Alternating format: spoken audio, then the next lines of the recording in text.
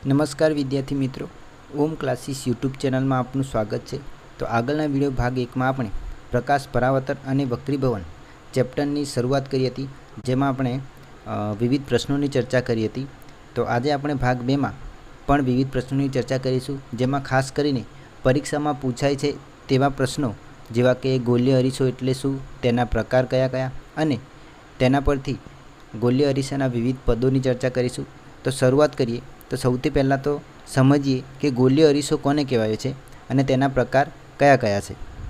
ગોલીય અરીસાની વ્યાખ્યા જોઈએ સૌથી પહેલાં તો જે અરીસાની પરાવર્તક સપાટી પોલા ગોળાના પૃષ્ઠનો એક ભાગ હોય તેને ગોલીય અરીસો કહેવામાં આવે છે। એટલે કે જુઓ, સિમ્પલ ભાષામાં કહેવું હોય આપણે તો જો કોઈ અરીસો હશે એની પરાવર્તક સપાટી જો વક્રાકાર હોય તો એને આપણે શું કહીશું, ગોલીય અરીસો કહેવામાં આવે છે। પણ અહીંયા આપણે થોડી વ્યવસ્થિત વ્યાખ્યા આપી છે કે એ જે વક્રાકાર સપાટી જે છે એ પોલા ગોળાના પૃષ્ઠનો એક ભાગ હશે।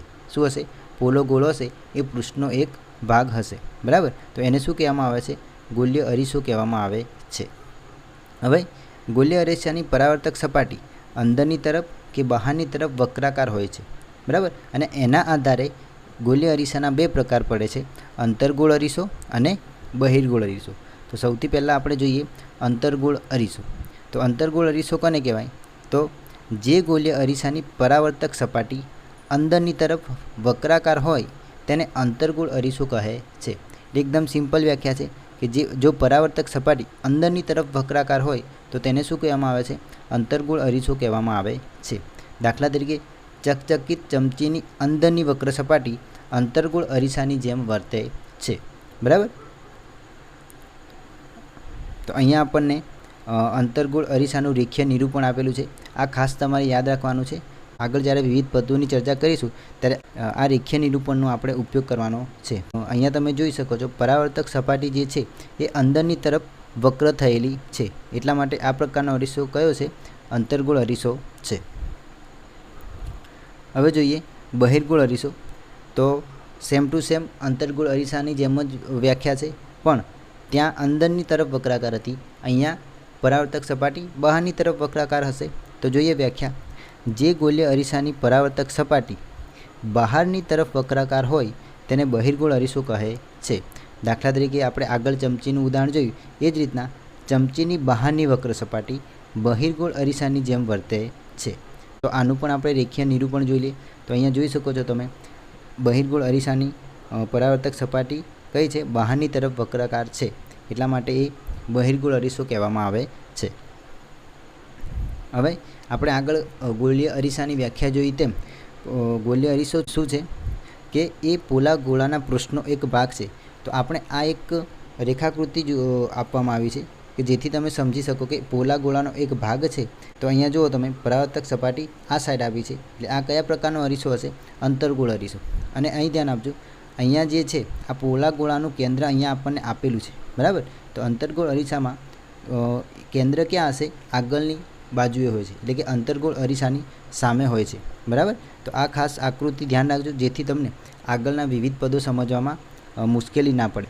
એ જ રીતના આપણને અહીંયા બહિર્ગોળ અરીસાની પણ રેખાકૃતિ એટલે કે રેખીય નિરૂપણ આપેલું છે, બરાબર। હવે આપણે વિવિધ પદોની ચર્ચા કરીએ। પરીક્ષામાં ઘણી વખત આ પ્રમાણેનો પ્રશ્ન પૂછાય છે કે ગોલીય અરીસાના સંદર્ભમાં નીચેના પદોની વ્યાખ્યા આપીને સમજાવો। તો અહીંયા વિવિધ પદો આપેલા છે આપણને, ધ્રુવ છે, વક્રતા કેન્દ્ર છે, બરાબર। તો દરેકની આપણે એક એક કરીને ચર્ચા કરીએ। તો સૌથી પહેલાં સમજીએ ધ્રુવ એટલે શું।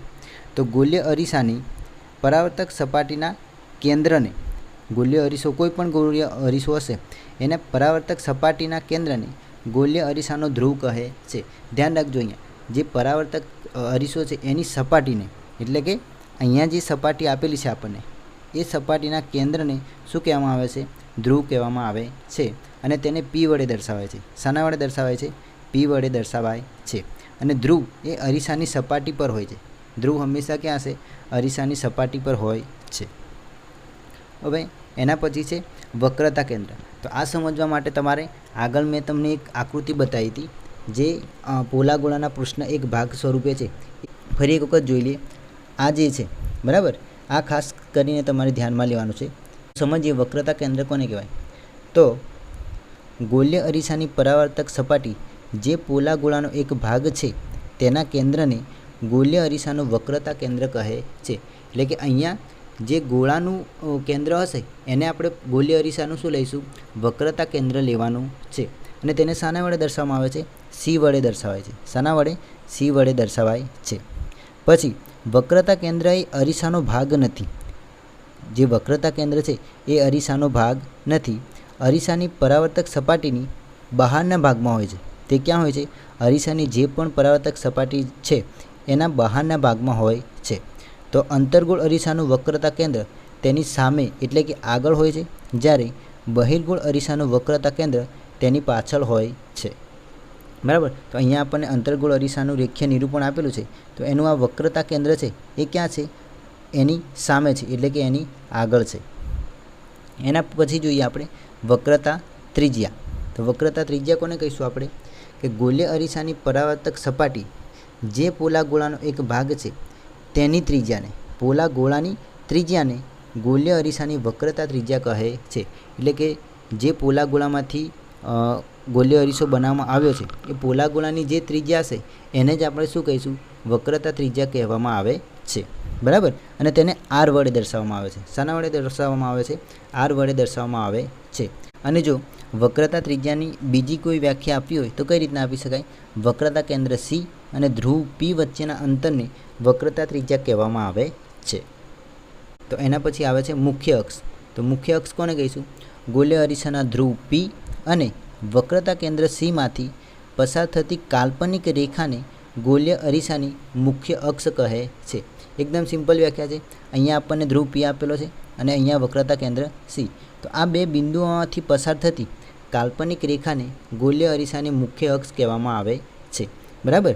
તો આ મુખ્ય અક્ષ જે છે એ શામાંથી પસાર થશે, વક્રતા કેન્દ્ર સી અને ધ્રુવ પીમાંથી પસાર થાય છે. તો મુખ્ય અક્ષ એ ગોલ્ય અરીસાને ધ્રુવ આગળ લંબ હોય છે. ધ્યાન રાખજો, મુખ્ય અક્ષ જે દોરવામાં આવી છે તો આ ધ્રુવ આગળ કેવી હોય છે, લંબ હોય છે. એના પછી છે મુખ્ય કેન્દ્ર. તો આ વસ્તુ તમારે ખાસ ધ્યાન રાખવાનું છે. આગળ જ્યારે આપણે વિવિધ પ્રતિબિંબોની રચના અને સ્થાન વિશેની ચર્ચા કરીશું ત્યારે મુખ્ય કેન્દ્રનો ખાસ ઉપયોગ થશે. બરાબર. તો જોઈએ મુખ્ય કેન્દ્ર કોને કહેવાય.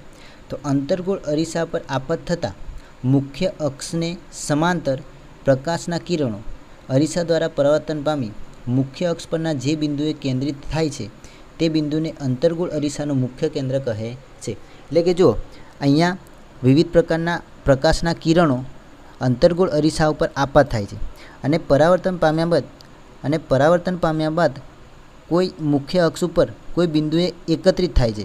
બરાબર. તો એ બિંદુને આપણે શું કહીશું, અંતર્ગોળ અરીસાનું મુખ્ય કેન્દ્ર કહેવામાં આવે છે. અને તેને કેપિટલ એફ વડે દર્શાવવામાં આવે છે. ધ્યાન રાખજો, એને શાના વડે દર્શાવવામાં આવે છે, કેપિટલ એફ વડે દર્શાવવામાં આવે છે. અને આ ખાસ મહત્ત્વનું છે, અંતર્ગોળ અરીસાનું મુખ્ય કેન્દ્ર અરીસાની સામે હોય છે. એટલે કે અહીંયા અરીસો જે છે એની સામે હોય છે, આગળની દિશામાં હોય છે અને તે વાસ્તવિક બિંદુ છે. એ કેવું બિંદુ છે, વાસ્તવિક બિંદુ છે. એ જ રીતના આપણે બહિર્ગોળ અરીસા માટે મુખ્ય કેન્દ્ર જોઈએ. તો બહિર્ગોળ અરીસા ઉપર આપાત થતાં મુખ્ય અક્ષને સમાંતર પ્રકાશના કિરણો અરીસા દ્વારા પરાવર્તન પામી મુખ્ય અક્ષ પરના જે બિંદુએથી આવતા હોય તેવો ભાસ થાય છે તે બિંદુને બહિર્ગોળ અરીસાનું મુખ્ય કેન્દ્ર કહે છે. તો અહીંયા તમે જોઈ શકો છો, અહીંયા જે પ્રકાશના કિરણો આપાત થાય છે એ પરાવર્તન પામીને ફરી પાછા આમ જાય છે. પાછળ જે બિંદુ છે એના પરથી આવતા હોય એવો આપણને ભાસ થાય છે. બરાબર. તો એ જે બિંદુ છે પાછળની બાજુએ એ બિંદુને આપણે શું કહીશું, બહિર્ગોળ અરીસાનું મુખ્ય કેન્દ્ર કહેવામાં આવે છે. અને તેને એફ વડે દર્શાવવામાં આવે છે.